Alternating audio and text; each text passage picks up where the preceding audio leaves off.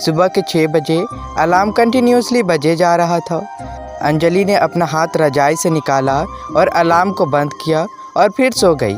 1 minute भी नहीं हुआ था कि उसे उसकी दोस्त माया का कॉल आने लगा। उफ, कोई चैन से सोने भी नहीं देता, यह बोलकर अंगड़ाई लेते हुए उठी और फ़ोन पर बातें करने लगी। तभी उसकी चाची आवाज़ लगाते हुए आई, अंजलि जल्दी तैयार हो जा, हम फ्लाइट के लिए लेट हो जाएंगे। तभी उसे याद आया कि आज वे लोग भोपाल जा रहे हैं। अंजलि जल्दी से तैयार होकर नीचे आ गई। अंजलि उसके चाचा चाची के साथ फ्लाइट से भोपाल आ गई। भोपाल पहुंचने के बाद वे लोग टैक्सी से घर आने लगे।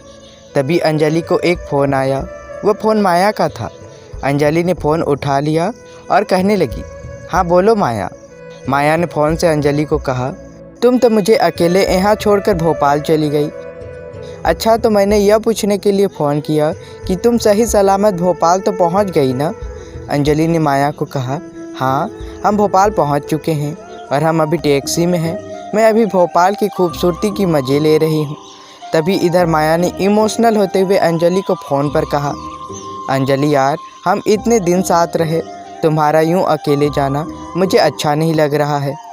तभी अंजलि ने मुस्कुराते हुए फ़ोन से माया को कहा, तुम टेंशन क्यों ले रही हो, मैं जल्दी ही अपना काम ख़त्म करके दिल्ली आ रही हूँ।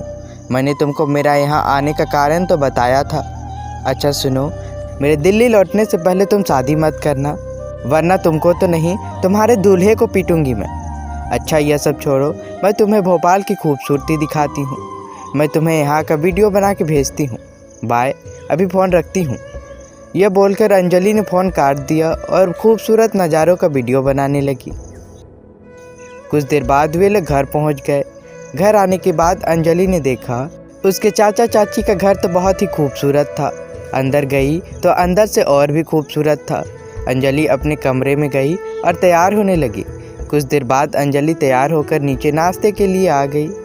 एक दिन बाद अंजलि की चाची किसी काम से बाहर आई हुई थी, लेकिन वह अपना पैसों का पर्स घर पर ही भूल आई।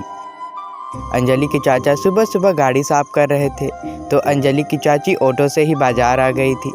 बाज़ार आने के बाद उन्होंने देखा वह अपना पर्स घर पर ही भूल आई है। तभी उन्होंने अंजलि को फ़ोन किया और कहा, अंजलि मैं अपना पर्स घर पर ही भूल आई हूँ, क्या तुम मेरे पर्स को लेकर बाज़ार आओगी? मैं तुम्हारा बाज़ार में इंतज़ार कर रही हूँ। अंजलि ने कहा, मैं अभी लेकर आती हूँ।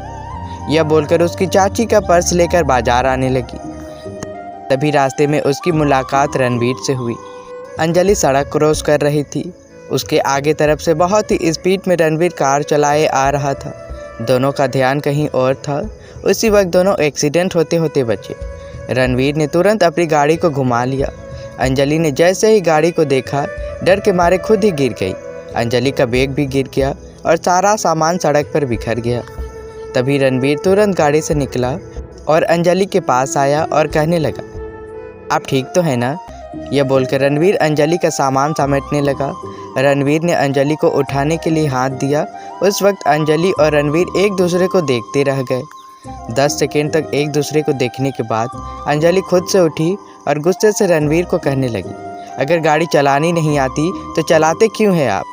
अंजलि को भड़कते देख रणवीर भी अंजलि के ऊपर भड़क गया और गुस्से से अंजलि को कहा, सड़क पर चलना नहीं आता तो घर पर क्यों नहीं बैठ जाते आप?